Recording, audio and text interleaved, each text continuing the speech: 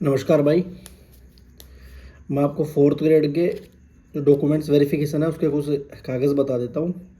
आज मेरा 17 तारीख को अपने मालवीय नगर के अंदर महात्मा गांधी गर्ल्स स्कूल के अंदर मेरा हुआ है, तो मैं भी आपको शेयर कर देता हूँ। अगर आपको कोई डॉक्यूमेंट्स नहीं बने हुए है, मेरी कैटेगरी एसटी है, उसके अकॉर्डिंग मैं बता देता हूँ। बाकी वैसे भी कोई दिक्कत नहीं है, सब कुछ हो जाएगा। जैसे कि अपने स्क्रूटरी फॉर्म डाला था, तो उसको समय एक तो आपको स्क्रूटरी फॉर्म मिला होगा, मेरे को 13 पेज का मिला था वो। तो एक तो आपका स्क्रूटरी फॉर्म होगा। स्क्रूटरी फॉर्म के बाद आपने कुछ एफिडेविट बनवाए होंगे, एक या दो, आपको वो एफिडेविट बनाने हैं। फिर आपको 10th और 12th की जो मार्कशीट है ओरिजिनल भी लेके जानी है और फोटोकॉपी भी। 2 सेट बनाने हैं आपको। ऐसे मान लो कि 2 सेट बनाने हैं, एक सेट ये और एक सेट और बनाना है। एक सेट में आपको ओरिजिनल रखने हैं, एक सेट में आपको उनकी फ़ोटोकॉपीज़ रखनी है। जो फर्स्ट सेट है उसके अंदर आपको जो एफिडेविट बनवाएंगे दो अपने, जैसे कि विवाहित दहेज वाला बनवाया होगा और अविवाह वाला बनवाया होगा, सामान्य घोषणा पत्र जो भी आपने दो बनाए होंगे। एफिडेविट आप एक बना लो, उसमें 5 पॉइंट लिख दो, या फिर दो बना लो। मैंने दो बनाए थे, एक अविवाहित वाला और एक सामान्य घोषणा पत्र वाला।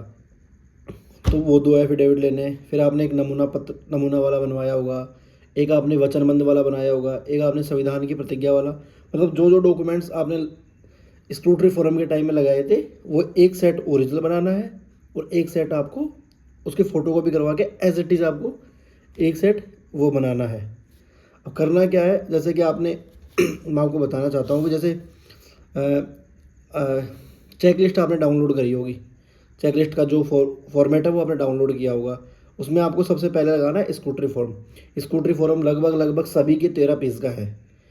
उसमें आपको एक फीस 110 रुपये वाली अपने को फ़ीस की रिसिप्ट मिली थी, उसको भी उसमें ऐड करना है। तो चेक लिस्ट जब बनाओगे तो उसमें आपको ऐसा लिखना है कि 1 नंबर से लेकर के, और जैसे 13 पेज है तो 1 से लेकर के 13 पेज तक मेरी चेक लिस्ट है। फिर आपको पेज नंबर 14 पे, जैसे अपनी बुक होती है, बुक में पेज 1 पेज 2 पेज 3 होता है, तो वैसे उसमें आगे पूछ रखा है भाई कितनी पेज तक कितनी चीज़ें हैं। और पहली बात मैं आपको एक बात बताऊँ, आज का मेरा एक्सपीरियंस है था कि मैं गया था। सबसे पहले अपने को बिठाते हैं, फिर वो रैंडमली नंबर बोलते हैं, अपने सीरियल नंबर जो भी 2 गुना हो डबल की उन्होंने पीडीएफ डाली है, उसमें आपका नंबर है उस हिसाब से, तो वो आपको बोलेंगे बीच में से। फिर आपको जाना है, उसके बाद में आपकी बायोमेट्रिक होगी। बायोमेट्रिक होने के बाद में आपके वो डॉक्यूमेंट्स देखेंगे, जिसके अंदर आपका कास्ट सर्टिफिकेट हो गया, बोनाफाइड सर्टिफिकेट हो गया, आपकी 10th की मार्कशीट हो गई, 12th की मार्कशीट हो गई। मैंने बीएससी कर रखी है तो बीएससी की फर्स्ट ईयर, सेकेंड ईयर और थर्ड ईयर की मार्कशीट हो गई, और डिग्री हो गई। और भी आपने अगर कुछ लगा रखा है तो वो बात अलग है। तो ये सब कुछ चीज़ें आपको रेडी रखनी है। बाकी वहाँ पे आराम से आपको टाइम देते हैं वो।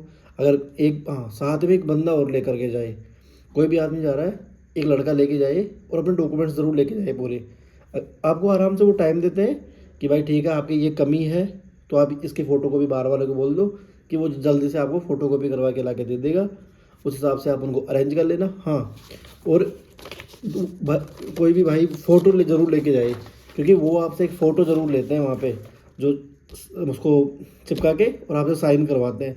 तो 2 फ़ोटो तो आपको अटेस्टेस एक फ़ोटो तो आपको अटेस्टेशन फॉर्म पे डालनी है, एक फ़ोटो आपको चेक लिस्ट पे। ये 2 फ़ोटो तो आप वो चिपकाने के लिए, प्लस में एक फ़ोटो और एक्स्ट्रा काम आएगी जो वहाँ पे वो आपसे लेंगे।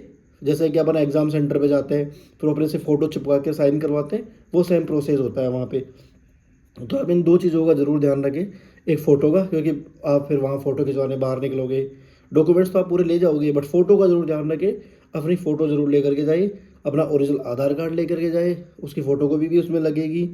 और मैंने आपको बता दिया 10th 12th की मार्कशीट वाला बता दिया, उनकी फ़ोटोकॉपी। आपके कोई भी ओरिजिनल डॉक्यूमेंट्स वो रखेंगे नहीं। अब कोई आदमी कोई ये सोच रहा होगा कि यार एक बात तो तू बोल रहा है कि एक तो ओरिजिनल बात कि ओरिजिनल डॉक्यूमेंट्स की वो लगानी है, तो क्या हम उसमें ओरिजिनल वो लगा दें क्या, कास्ट वगैरह की? नहीं नहीं, 10th 12th वगैरह कास्ट कुछ नहीं।